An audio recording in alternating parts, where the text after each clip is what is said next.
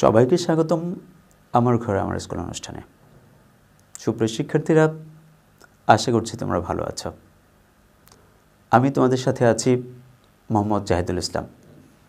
আজকে আমি আলোচনা করব নবম শ্রেণীর বাংলাদেশের ইতিহাস ও বিশ্ব সভ্যতা বইটির চতুর্থ অধ্যায় নিয়ে প্রাচীন বাংলার রাজনৈতিক ইতিহাস সম্পর্কে। এর মধ্যে থেকে দক্ষিণ পূর্ব বাংলার স্বাধীন রাজ্য, সেন বংশ এবং প্রাচীন বাংলার শাসন ব্যবস্থা নিয়ে আজকে আমরা আলোচনা করব। পাল যুগ আমাদের এখানে দীর্ঘ প্রায় 400 বছর শাসন করেছিল। পাল যুগ যে সময়টা আমাদের বাংলায় শাসন করেছে, এই সময়টার শেষের দিকে প্রায় অধিকাংশ সময়ই আমাদের বাংলার দক্ষিণ পূর্ব অংশ প্রায় স্বাধীনই ছিল। অর্থাৎ এই সময় এখানে বিভিন্ন রাজবংশ গড়ে উঠেছিল। কেউ হয়তো বা পালদের সাথে থেকে, অর্থাৎ তাদের অনুমতি নিয়ে রাজ্য শাসন করেছে, বা অনেক রাজ্য আবার তাদের সাথে বিদ্রোহ করে স্বাধীনভাবে রাজ্য শাসন করেছে। এই সময়ে আমাদের বাংলায় যে রাজ্যগুলো গড়ে উঠেছিল এবং যারা স্বাধীনভাবে শাসন করেছিল, আমরা তাদেরকে নিয়ে এখন আলোচনা শুরু করব। প্রথমে আমরা আলোচনা করছি খড়গ বংশ নিয়ে।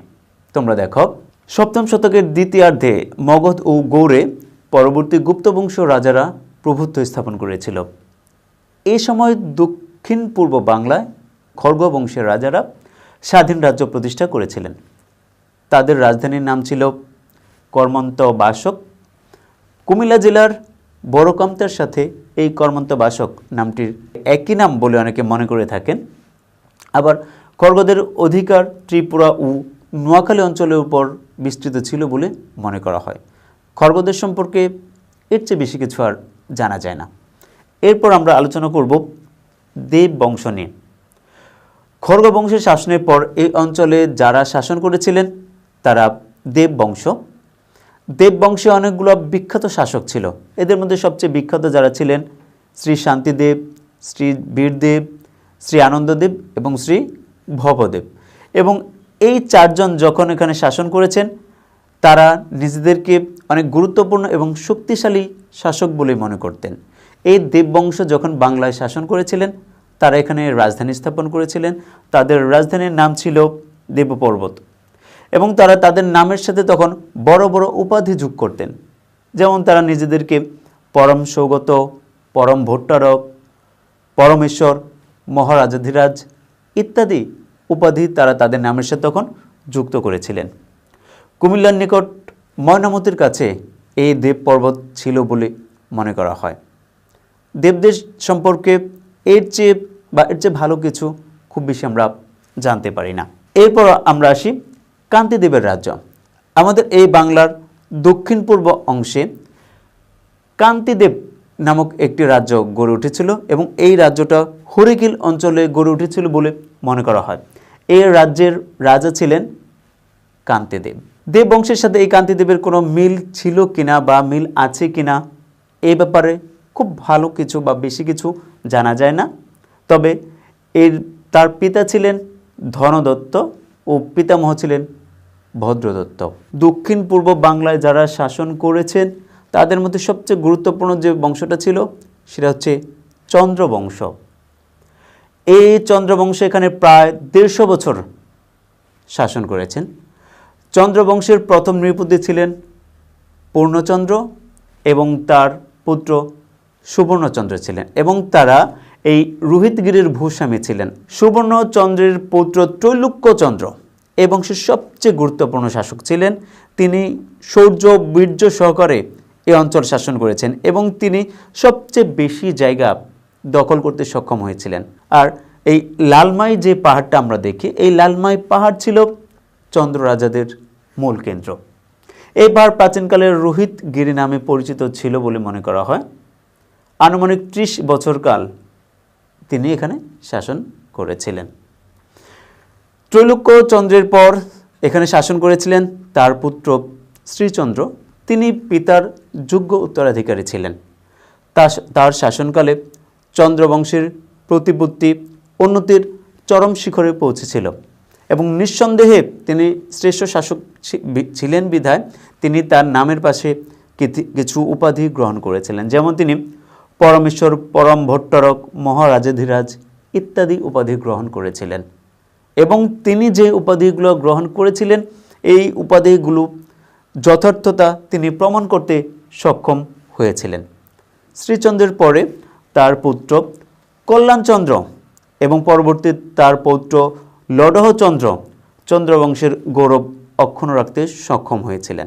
এবং এই চন্দ্রবংশ যতদিন এখানে শাসন করেছিলেন তারা শৌর্য বীর্য সহকারেই শাসন করতে সক্ষম হয়েছিলেন। চন্দ্রবংশের পর আমাদের এই দক্ষিণ পূর্ব বাংলায় যে বংশ শাসন করেছিলেন সেটা হচ্ছে বর্মবংশ। 11 শতকের শেষের দিকে যখন পাল সাম্রাজ্য অনেক বেশি দুর্বল হয়ে পড়ে, এই সুযোগে এখানে বর্মবংশ প্রতিষ্ঠিত হয়েছিল। বর্মবংশের বর্ম উপাধিধারী এক রাজবংশের এখানে প্রতিষ্ঠা হয়েছিল। বঙ্গদেশে যিনি এই বংশের প্রতিষ্ঠা করেন তিনি হচ্ছেন বজ্রবর্মার পুত্র জাতবর্মা। এই জাতবর্মা এখানে দীর্ঘদিন শাসন করতে সক্ষম হয়েছিলেন। জাতবর্মার পর তার পুত্র হরিবর্মা এখানে দীর্ঘদিন শাসন করেন এবং তিনিও যোগ্য একজন শাসক ছিলেন। তিনি প্রায় 46 বছর এখানে রাজত্ব করেছিলেন। এবং এই যে হরিবর্মা যতদিন শাসন করেছেন তিনি পালদের সাথে সখ্যতা বজায় রেখেই শাসন করতেন। বর্মবংশের শাসনের মাধ্যমে দক্ষিণ পূর্ব বাংলার যারা শাসন করেছেন তাদের শাসনের অবসান হয়। এরপরে বাংলার সবচেয়ে গুরুত্বপূর্ণ যে শাসনের সূত্রপাত হয়েছিল সেটা হচ্ছে সেন বংশ। অর্থাৎ পাল রাজাদের পরে সবচেয়ে গুরুত্বপূর্ণ শাসক যারা ছিল তারা ছিল সেন বংশের শাসকগণ। এই সেনরা ছিল বহিরাগত, তারা আসলে বাংলার কোনো লোক ছিল না। তাদের আদিনিবাস ছিল দাক্ষিণাত্যের কর্ণাটে।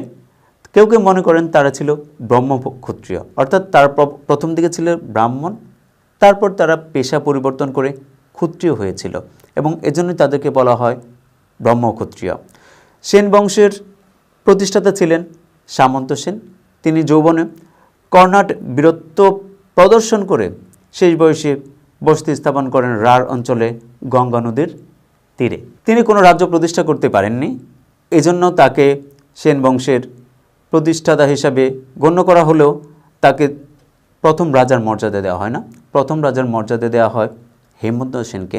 ধারণা করা হয় পাল রাজা রামপালের অধীনে তিনি একজন সামন্ত রাজা ছিলেন।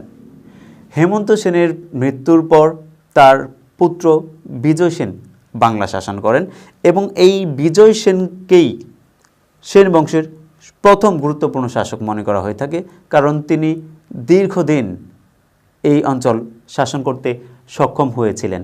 এবং বিজয় সেন যতদিন শাসন করেছেন তিনি ততদিন এই বাংলাকে অত্যন্ত সুদৃঢ় ভিত্তির উপর প্রতিষ্ঠা করতে সক্ষম হয়েছিলেন। অর্থাৎ বিজয় সেন শৌর্য বীর্য নিয়ে সর্বপ্রথম একজন সফল শাসক হিসেবে শাসন করতে সক্ষম হয়েছিলেন। এবং ধর্মের কথা যদি বলি, ধর্মের দিক দিয়ে বিজয় সেন শৈব ধর্মের অধিকারী ছিলেন। বিজয় সেনের সিংহাসনে আরোহণ করার পর থেকে তিনি দীর্ঘদিন শাসন করার পর পরবর্তীতে তিনি যখন সিংহাসন থেকে চলে যান তখন বাংলা সিংহাসনে আরোহণ করেন তার যোগ্য পুত্র বল্লাল সেন। বল্লাল সেন সেন বংশের অত্যন্ত গুরুত্বপূর্ণ শাসক ছিলেন। তিনি সেন বংশকে অনেক দূর পর্যন্ত বিস্তৃত করতে সক্ষম হয়েছিলেন। অর্থাৎ তিনি শুধু পিতৃরাজ্যকে রক্ষাই করেননি, তিনি মগধ, মিথিলা ইত্যাদি রাজ্যকেও সেন রাজ্যভুক্ত করতে সক্ষম হয়েছিলেন। বিজয় সেন তিনিও কিছু উপাধি গ্রহণ করেছিলেন। তিনি নিজের নামের সাথে মিল রেখে অরিরাজ, নিঃশঙ্ক শঙ্কর ইত্যাদি উপাধি গ্রহণ করেছিলেন। বল্লাল সেন সেন বংশের অত্যন্ত সুপণ্ডিত ছিলেন, এই ব্যাপারে কোনো সন্দেহ নেই। অর্থাৎ বল্লাল সেন যে কাজগুলো করেছেন তার মধ্যে তার বিদ্বানতা অর্থাৎ তার বিদ্যা এটা ছিল সবচেয়ে গুরুত্বপূর্ণ। তিনি তার সময়ে তার রাজদরবারে অনেক জ্ঞানী গুণীকে ঠাঁই দিয়েছিলেন। তিনি অদ্ভুত সাগর, দান সাগর ইত্যাদি গ্রন্থ রচনা করেছিলেন। যদিও তিনি অদ্ভুত সাগর গ্রন্থটি তিনি শেষ করে যেতে পারেননি, তার মৃত্যুর পর তার পুত্র লক্ষণ সেন এই অদ্ভুত সাগর বইটি শেষ করেছিলেন। তার সময়ে ব্রাহ্মণ ধর্মের প্রতিপত্তি সবচেয়ে বেশি বৃদ্ধি পেয়েছিল এবং তার সময়ে পালদের যে ধর্মটা ছিল অর্থাৎ বৌদ্ধ ধর্ম অনেক বেশি দুর্বল হয়ে গিয়েছিল। অনেকে মনে করেন তিনি হিন্দু সমাজকে নতুনভাবে গঠন করার জন্য এসব কাজ করেছিলেন এবং বল্লাল সেন তার সময়ে কৌলিন্য প্রথার প্রবর্তন করেছিলেন, যে প্রথাটা ইতিহাসে অত্যন্ত ঘৃণ্যতম একটা প্রথা ছিল বলে মনে করা হয়। এর ফলে সামাজিক আচার ব্যবহার, বিবাহ অনুষ্ঠান প্রভৃতি জায়গায় কুলীন শ্রেণীর লোকদিকে কতগুলো বিশেষ রীতিনীতি মেনে চলতে হতো এবং এদেরকে এ সময় বিশেষ বিশেষ কাজে বা বিভিন্ন কাজে তখন অগ্রাধিকার দেয়া হতো। বল্লাল সেনের মৃত্যুর পর তার পুত্র লক্ষণ সেন প্রায় 60 বছর বয়সে বাংলার সিংহাসনে আরোহণ করেছিলেন। তিনি একজন সুযোগ্য শাসক ছিলেন, একজন ভালো যোদ্ধা ছিলেন। তিনি তার পিতার যে সাম্রাজ্য ছিল সেই সাম্রাজ্যকে অনেক দূর পর্যন্ত এগিয়ে নিতে সক্ষম হয়েছিলেন। তিনি প্রাগজ্যোতিষ, গৌড়, কলিঙ্গ, কাশী, মগধ ইত্যাদি অঞ্চলকে তাদের সাম্রাজ্যভুক্ত করতে সক্ষম হয়েছিলেন। তবে তার জীবনের শেষ ভাগটা খুব বেশি সুখের ছিল না, অর্থাৎ তার জীবনের শেষ ভাগে তিনি অনেক বেশি দুর্বল হয়ে পড়েছিলেন। ফলে এই সাম্রাজ্য অর্থাৎ সেন বংশের যে সাম্রাজ্য ছিল এই বংশে অন্যান্য বিভিন্ন বংশের অনুপ্রবেশ ঘটেছিল। ত্রয়োদশ শতকের প্রথম দিকে 1204 সালে একজন তুর্কি বীর ইখতিয়ার উদ্দিন মোহাম্মদ বিন বখতিয়ারখলজি বাংলা জয় করেছিলেন। অর্থাৎ বাংলা যখন আক্রমণ করেন তখন এই লক্ষণ সেন বাংলা থেকে তিনি তার সিংহাসন থেকে তিনি পালিয়ে অন্য কোথাও যে আশ্রয় নিয়েছিলেন। ফলে তখন তুর্কিদের হাতে বাংলার শাসন চলে যায় বা এর মাধ্যমেই এই বাংলায় মুসলমান শাসনের সূত্রপাত হয়েছিল এবং তিনিও পিতা ও পিতামহের পরম মহেশ্বর উপাধি পরিবর্তে পরম বৈষ্ণব উপাধি গ্রহণ করেছিলেন। তিনি শাস্ত্র ও ধর্মচর্চায় পিতার উপযুক্ত ছিলেন। ঐতিহাসিক মিনহাজ তার দানশীলতা ও ঔদার্যের ভূয়সী প্রশংসা করেছেন। 1206 সালে তিনি মৃত্যুবরণ করেন। তার মৃত্যুর পর তার দুই ছেলে বিশ্বরূপ সেন এবং কেশব সেন কিছুকাল পূর্ব বাংলায় শাসন করেছিলেন। এভাবে লক্ষণ সেনের পরাজয়ের মধ্য দিয়ে বাংলায় সেন শাসনের অবসান ঘটে থাকে। এরপর আমরা আলোচনা করব প্রাচীন বাংলার শাসন ব্যবস্থা। অর্থাৎ আমরা এতক্ষণ প্রাচীন বাংলা নিয়ে পড়লাম, প্রাচীন বাংলার শাসন ব্যবস্থাটা কেমন ছিল সেটা আমাদের একটু জানা দরকার। আমরা জানি গুপ্ত শাসনের পূর্বে বাংলার রাজ্য শাসন পদ্ধতি কেমন ছিল সেটা সম্পর্কে সঠিক কোনো ধারণা পাওয়া যায় না। এজন্য আমাদেরকে গুপ্ত শাসনের পরবর্তী সময় সম্পর্কেই জানতে হয় বা যতটা জানা যায় ততটুকু আলোচনা করতে হবে। এই পরবর্তী সময়ে এখানে কৌম সমাজ প্রতিষ্ঠিত ছিল বলে মনে করা হয়। অর্থাৎ গুপ্তদের শাসনের পূর্বে এখানে কৌম সমাজ প্রতিষ্ঠিত ছিল এবং কৌম সমাজে এখানে সব কিছু ছিল। কৌম সমাজ এটা পঞ্চায়েতের মতো এখানে শাসন হতো। গুপ্তদের সময় বাংলার শাসন পদ্ধতির পরিষ্কার বিবরণ পাওয়া যেতে থাকে। অর্থাৎ গুপ্তদের আগে খুব বেশি ধারণা পাওয়া যায় না, কিন্তু গুপ্তদের সময় থেকে বাংলার শাসন পদ্ধতির পরিষ্কার বিবরণ পাওয়া যায়। আনুমানিক 2-3 শতকে উত্তরবঙ্গ মৌর্য সাম্রাজ্যের অন্তর্ভুক্ত হয়েছিল। বাংলায় মৌর্য শাসনের কেন্দ্র ছিল পুণ্ড্রনগর বা বর্তমান বগুড়ার 5 মাইল দূরে মহাস্থানগড়ে। বাংলাদেশের যে অংশ সরাসরি গুপ্ত সম্রাটদের অধীনে শাসিত হচ্ছিল তা কয়েকটি প্রশাসনিক বিভাগে বিভক্ত ছিল। এগুলোর মধ্যে সবচেয়ে বড় যেটা ছিল সেটা হচ্ছে ভুক্তি, এবং এই ভুক্তিগুলো আবার কয়েকটি বিষয়ে ভাগ করা হতো। আবার প্রত্যেকটি বিষয় কয়েকটি মণ্ডলে ভাগ করা হতো। আবার এই প্রত্যেকটি মণ্ডল কয়েকটি বিথিতে এবং প্রত্যেকটি বিথি কয়েকটি গ্রামে ভাগ করা হতো এবং এই গ্রামই ছিল শাসন ব্যবস্থার সবচেয়ে নিচু জায়গায়। এবং গুপ্ত সম্রাট নিজে ভুক্তির শাসনকর্তা নিযুক্ত করতেন। কোনো কোনো সময় রাজকুমার বা রাজপরিবার থেকেও ভুক্তির শাসনকর্তা তখন নিযুক্ত করা হতো। 6ষ্ঠ শতকে উত্তর পশ্চিম বাংলায় গুপ্তদের শাসন শেষ হয় এবং বঙ্গ স্বাধীন ও আলাদা রাষ্ট্র হিসেবে তখন প্রতিষ্ঠিত হয়ে যায়। তখন বঙ্গে যে নতুন ব্যবস্থা সৃষ্টি হয়েছিল তা মূলত গুপ্ত আমলের প্রাদেশিক শাসনের মতোই ছিল। গুপ্তদের সময়ে রাজতন্ত্র ছিল সামন্ত নির্ভর। এরপর যখন পাল বংশের শাসন শুরু হয়, পালরা অনেকটা গুপ্তদের মতোই শাসন করেছেন। অর্থাৎ গুপ্তরা যেভাবে শাসন করেছে পালরাও ঠিক সেভাবে এখানে শাসন করার চেষ্টা করেছেন। তবে পাল শাসকদের মধ্যে রাজাই ছিল সবচেয়ে সবার উপরে এবং রাজাই ছিল সর্বোচ্চ ক্ষমতার অধিকারী। রাজার পুত্র রাজা হতেন। এই নিয়ম থাকা সত্ত্বেও এই সময় ভাই এবং রাজ পরিবার অন্যান্য নিকটাত্মীয়ের মধ্যে সিংহাসন নিয়ে বিরোধ এবং সংঘর্ষও এ সময় দেখা দেয়। রাজ্যের সকল প্রকার শাসনকার্যের জন্য কতগুলো নির্দিষ্ট শাসন বিভাগ ছিল। এর প্রতিটি বিভাগের জন্য একজন করে অধ্যক্ষ এই সময় নিযুক্ত করা হতো। এই সময় কেন্দ্রীয় সরকারের আয়ের বিভিন্ন উৎস ছিল। তো সবচেয়ে গুরুত্বপূর্ণ যে উৎসটা ছিল সেটা ছিল আয়কর। আমাদের দেশে এখন যেমন কর হচ্ছে সবচেয়ে গুরুত্বপূর্ণ, সেই সময় এই করই ছিল প্রধান আয়ের উৎস। এই সময় উৎপন্ন শস্যের উপর বিভিন্ন ধরনের কর ধার্য করা হতো, যেমন ভোগ, হিরণ্য, উপরি ইত্যাদি কর ছিল। কতগুলো পণ্যদ্রব্যের উপর এ সময় কর ধার্য করা হতো। দস্যু ও তস্করের ভয় থেকে রক্ষা করার জন্য এ সময় কর নেওয়া হতো। আবার খেয়াঘাট থেকে আদায় করা মাসুল ইত্যাদি সরকারের আয়ের অন্যতম উৎস ছিল। বন জঙ্গল ছিল রাষ্ট্রের গুরুত্বপূর্ণ সম্পদ, সুতরাং এটিও রাষ্ট্রের অন্যতম আয়ের একটি উৎস ছিল।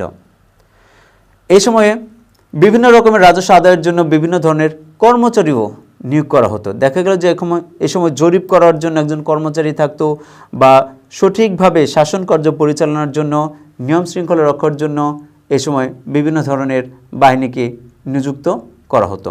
এ সময়ে পদাতিক, অশ্বারোহী, হস্তি এবং রণতরী ইত্যাদি 4 প্রকারের সামরিক বাহিনী ছিল। গুপ্তদের মধ্যে পালদের সময়ও রাজাদের বিভিন্ন উল্লেখ পাওয়া যায়। এদের নানা উপাধিও পাওয়া যায়। কেন্দ্র শাসনে শৌর্য ও বীর্য সামন্তদের অধীনতায় থাকতে বাধ্য হতো। পাল রাজ্যে যে শাসন পদ্ধতি প্রচলিত হয়েছিল তা পূর্ববর্তী সময়ে ক্ষুদ্র ক্ষুদ্র রাজবংশ ও সেন রাজত্বকালে রাষ্ট্র শাসনের আদর্শ হিসাবে স্বীকৃতি লাভ করেছিল। তবে এই পালদের সময়ে রানীকেও রাজকীয় মর্যাদা দেওয়ার পদ্ধতি চালু হয়েছিল। মোটামুটিভাবে পুরো প্রাচীন আমলটা এইভাবেই শাসিত হয়েছিল। তো শিক্ষার্থীরা, তোমরা পাল শাসনামলে কিভাবে সব কিছু শাসিত হয়েছে ইত্যাদি জানলা, বা প্রাচীন বাংলার শাসন ব্যবস্থা কেমন ছিল তা তোমরা আশা করছি বুঝতে পেরেছ। আমরা আবার যদি একটু বলি আমাদের আজকের আলোচনায় কি কি ছিল, আমরা দেখব আমাদের এখানে গুপ্ত বংশ, মৌর্য বংশ, পাল বংশ, সেন বংশ, তারা কেমনভাবে শাসন করেছে এবং তাদের শাসন পদ্ধতি কেমন ছিল ইত্যাদি বিষয় নিয়েই আলোচনা করা হয়েছে। আশা করছি বিষয়টি তোমরা বুঝতে পেরেছ। আজকে আমি তোমাদেরকে কিছু বাড়ির কাজ দেব। আজকে তোমাদের বাড়ির কাজ হচ্ছে দক্ষিণ পূর্ব বাংলার স্বাধীন রাজ্যের বর্ণনা, এরপরে সেন বংশের বর্ণনা, এরপরে প্রাচীন বাংলার শাসন ব্যবস্থার বর্ণনা। সুপ্রিয় শিক্ষার্থীরা, তোমরা যদি ক্লাসটা আবার দেখতে চাও তাহলে আমার ঘরে আমার স্কুল এর ফেসবুক পেজে অথবা ইউটিউবে চোখ রাখতে পারো। এছাড়া কিশোর বাতায়নেও তোমরা চোখ রাখতে পারো। আর তোমাদের সুচিন্তিত মতামত আমাদেরকে অনুপ্রাণিত করবে। সেক্ষেত্রে তোমরা আমাদেরকে সুচিন্তিত মতামত দিতে পারো, তোমরা আমাদেরকে মেল করতে পারো। তোমরা যদি মেল করো তাহলে আমরা তোমাদের মেল অনুযায়ী তোমাদের বিভিন্ন প্রশ্নের উত্তর দিতে পারবো আশা করছি। তো শিক্ষার্থীরা, তোমরা সবাই ভালো থাকো, সুস্থ থাকো, সুন্দর থাকো। আল্লাহ হাফেজ।